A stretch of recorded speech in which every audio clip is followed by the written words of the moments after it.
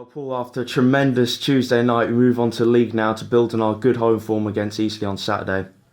Yeah, very important game. We've just actually worked really hard here today. There wasn't any let up. Obviously, enjoyed the day on Tuesday, enjoyed the night, and I know a few of the boys stayed after. But no, it was an important session today, and we've done it right. So looking forward to the game. Eastleigh's a team we're not too far away from in the table at the moment. Yeah, surprisingly so, really, because they would have been everyone's big favourites at the start of the season. So it's not really the fact that it's Eastleigh. We do need to try and get ourselves a home win or two in the next month to make sure we don't get dragged into that problem at the bottom. Who are the players who stood out to you in the Eastleigh side when we played them back in September? Obviously Coulson on the day, because he scored two of their goals, and I think Michael Mandron was a threat as well. Their main player on the day was Brian Clark, their goalkeeper, who made some fantastic saves and also made the penalty save. But I think everyone knows the situation at Eastleigh. There's been a big player turnaround from having three managers, and the reality is that their side coming here Saturday will be a lot different than the one we played in September.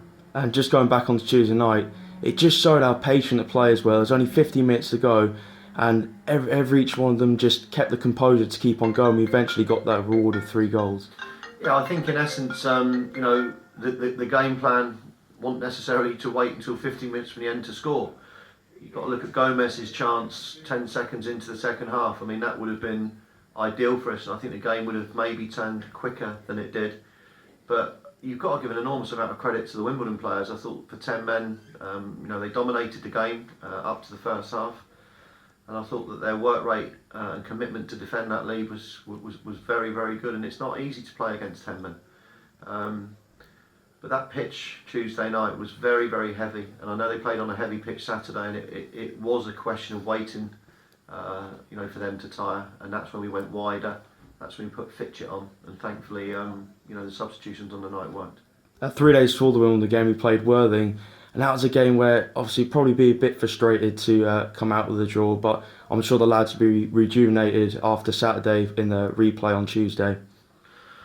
Well, again, it's a very, very busy schedule we've got, and you hear Premiership managers rotating all of their players because their players are so tired. And we've got Tuesday, Saturday, and Tuesday and Saturday. So I think we've got to be very, very careful with the players at the moment. We can't expect 10 out of 10 performances every game either. And the other conundrum that I've obviously got is the fact that we've still got 3 of our players on 9 bookings, and the Leeds game will probably take some preference, if I'm being honest. And Dan Fitcher's confidence must have been raised after his impact on Tuesday night. Yeah, so pleased for him. Obviously, got a start against Braintree. Probably only had the one chance there, but he made a huge difference when he came on. I thought the second goal, massive part with Dan Spence and Roy Deacon. And I thought it was a great finish for the third goal, and he's a big part of what we're doing here. He signed a new contract this week. We're signing a new contract this week to be with us next season.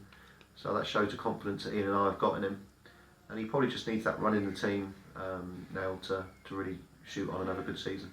And then another player sitting a nice bit of form at the moment is Adam Mays. Game by game, he's getting better and better. Yeah, brilliant. I mean, I thought we showed some confidence in him as well to put him on at that point that we did on Tuesday night. I thought he had an excellent half an hour or so. I thought also the second half against Worthing, he was fantastic. And he's learning how we play, and he's also learning about men's football. And yeah, you're right, he's got better every game that he's played, and he's definitely pushed himself into the reckoning. It must be great for you as well to have the threats of Hudson Odoi and Monacana to come off the bench, add that pace to the game if we need it. Well, unfortunately, Jeffrey Monacana's got injured today at training. It looks a fairly serious hamstring injury. So that's a blow. That's a big blow to us. But we've obviously got Roy Deacon and Bradley that do play in the wide areas. So we're still okay. But that was a blow today. And the fans obviously were absolutely terrific on Tuesday night. That must really spur you on to beat Leeds to see if we can get that big tie, because if 900 fans could do that, imagine if we go to a massive ground and have thousands of fans supporting the team like that. Yeah, I mean, I thought the supporters were our 12th man on Tuesday night. It's an easy thing to say, but we had to G 'em up once or twice, or I did. But they were fantastic on the night. What we need really is for all those people to come and watch us at home and be that loud at home, because we are on the crest of something really quite special at this football club. And I genuinely think if we can, if we can stay in the National League this year, then I think next season could be another exciting year, because we've had an FA Trophy run, FA Cup run. We just need to make sure we stay in the National League, which I've got to be honest, I'm absolutely 100% convinced we will, but doing it is another thing. How's Nicky Bailey's back getting on? Yeah, he's much better today. I think a lot of the double vodka and Red Bull on Tuesday night helped him, but a lot better, and he would be available for selection probably on Tuesday.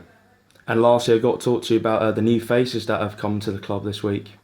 Yes, we were aware with the amount of suspensions, the amount of games we've got coming up, and to keep momentum in the season, that we needed to add, and we've done that today. We've added bad boy Traore, who plays for Paris FC, who's a very good holding midfield player, but can also play as a box-to-box midfielder. And the other signing that we're making is a chap called Pape Guy, who again was before was at Paris FC at Bordeaux as well. Has played in the French second division, which is the equivalent to our League Two. And he's come in this morning and has signed, and he's everything.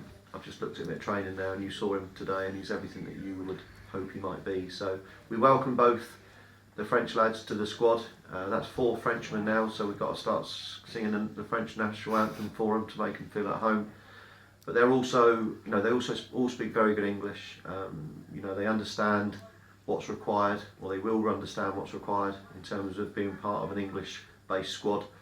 But football's changing, and the fact that we've got 4 French players in the squad is probably a massive sign of the times, even at National League level.